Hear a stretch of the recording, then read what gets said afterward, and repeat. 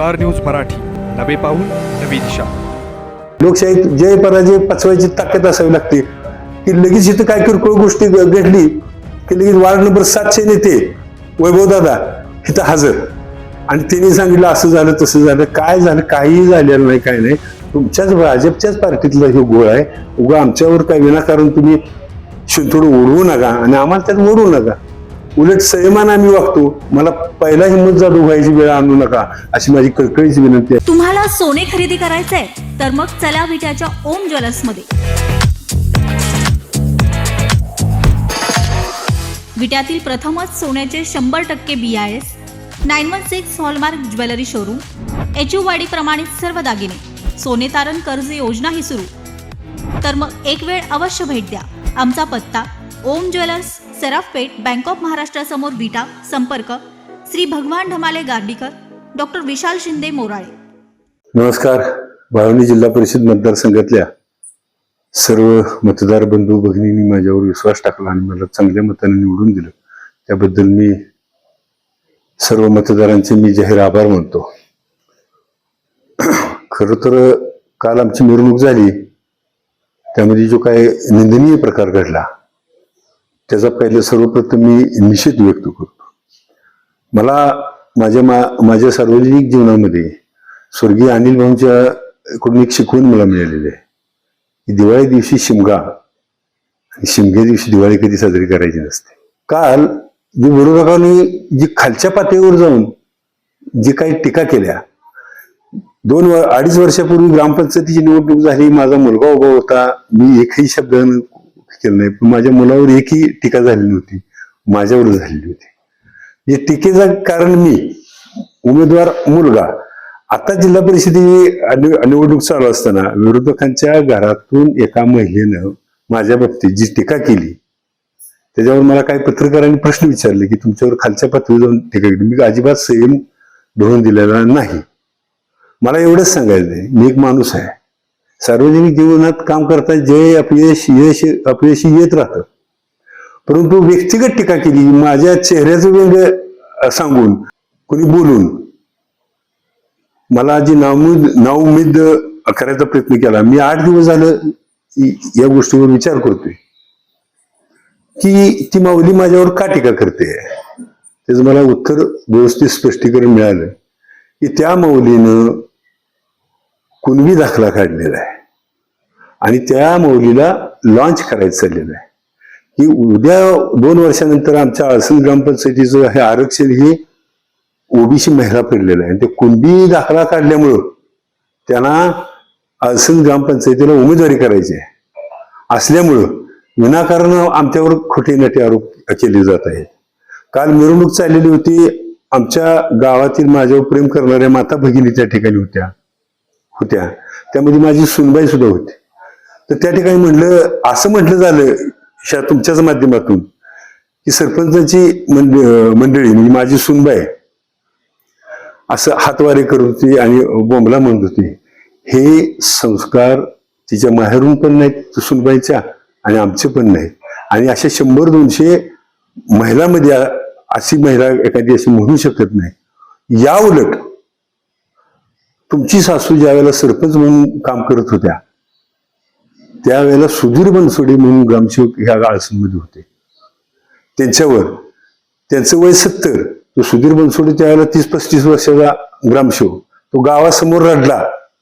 तो म्हणला माझ्या आई समान आहे आणि विटा पोलीस स्टेशनला तुम्ही आता हात धरला म्हणून तिच्यावर केस केली. आजही न्यायालयामध्ये केस चालू आहे. ते केस नंबर सुद्धा जर तुम्हाला प्रूफ म्हणून पाहिजे असेल तर देतो.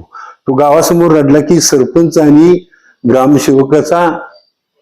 ग्रामसेवकांनी सरपंचाचा हात धरला.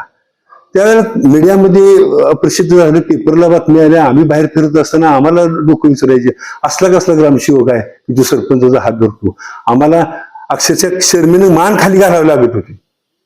अतिशय गावाची खऱ्या अर्थानं आबरू घालवली असेल तर आमच्या विरोधकांनी घातली. मी आज गावाला सन्मान मिळवून दिलेला आहे.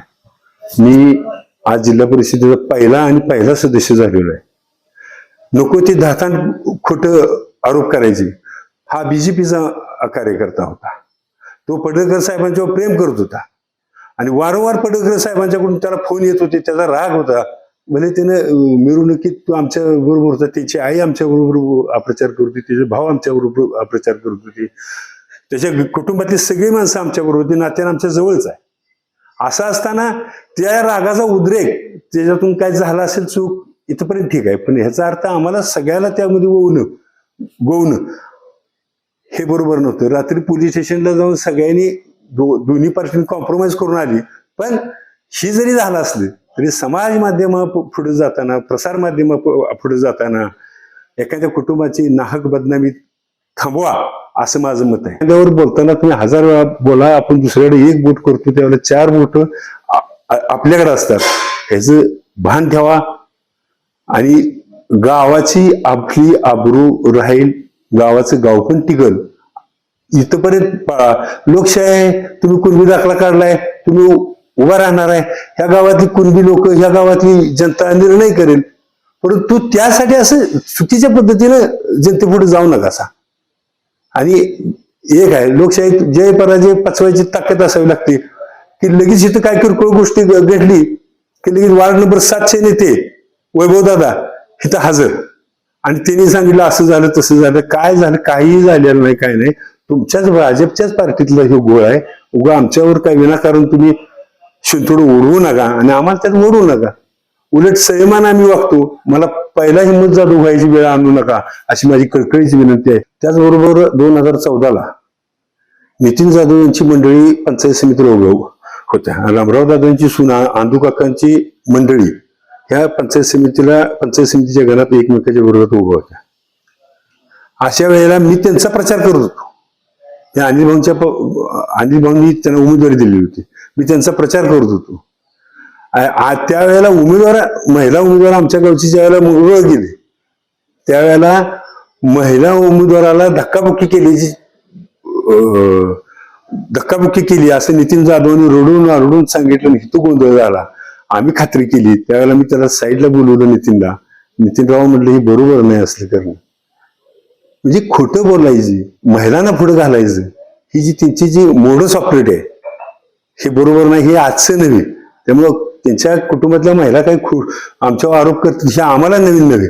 पण मी आज जिल्हा परिषद सदस्य त्या गोष्टीची चर्चा होणार म्हणून या गोष्टीचं स्पष्टीकरण देणं मी माझा आद्य कर्तव्य समजतो. झालेली घटना ही अतिशय निषेधार्ह आहे आणि मी त्याचा सर्वप्रथम निषेध करतो. काही अज्ञात व्यक्तींनी की जे आमचेही नाहीत आणि त्यांचेही नाहीत अशा लोकांच्याकडून काही घटना घडल्या असल्या तर तो निंदनीय प्रकार आहे. सर्वप्रथम मी या गोष्टीचा निषेध व्यक्त करतो. 2014ला नितीन जाधव यांच्या मिसेस पंचायत समितीला उभा होत्या आणि रामराव दादांच्या सुनबाई आनंदराव काकांच्या मंडळी पंचायत समितीला दोन्ही एकमेकाच्या विरोधात लढत होत्या. त्यावेळेला मी भाऊंचं काम करत होतो, मी नितीन जाधवांचं काम करत होतो. त्यावेळेला उमेदवार मंगरुळला गेले म्हणून इथं नितीन जाधव अशी चक्कर येऊन बरं का रडून सांगायला लागली की माझ्या बायकोला तिथे धक्काबुक्की झालाय. आता तुम्ही सांगा, जरूर ते आमचे विरोधक असतील पण विरोधकांच्या मध्ये सुद्धा चांगला गुण बघायची दानत आपल्यापेक्षा असावी. जी व्यक्ती 28 वर्षीय जिल्हा परिषद सदस्य राहील ती व्यक्ती जे कार्यकर्ते इतक्या खालच्या पातळीवर जाऊन कधी काम करणार नाहीत की महिलेला धक्काबुक्की करणार नाही. ते जितकं खरं तितकंच ही कालची घटना खरी. ते जितकं खरं ग्रामसेवकनी सरपंचाचा हात धरला तितकेच हे काल केलेले महिलांचे आरोप तितकेच खरे. शिवसेनेची उमेदवारी मला मिळाली परंतु ही जी पार्टी आहे स्वर्गीय अनिल भाऊंनी तयार केलेली पार्टी आहे. मला सुहास भैया आणि अमोल दादा यांनी उमेदवारी दिली व मतदारांनी उत्स्फूर्त प्रतिसाद देऊन मला विजयी केलं. त्याबद्दल मी सर्वांचे मनापासून आभार मानतो. आपल्या परिसरातील लेटेस्ट बातम्या पाहण्यासाठी स्टार न्यूज मराठी YouTube चॅनलला आत्ताच सबस्क्राईब करा.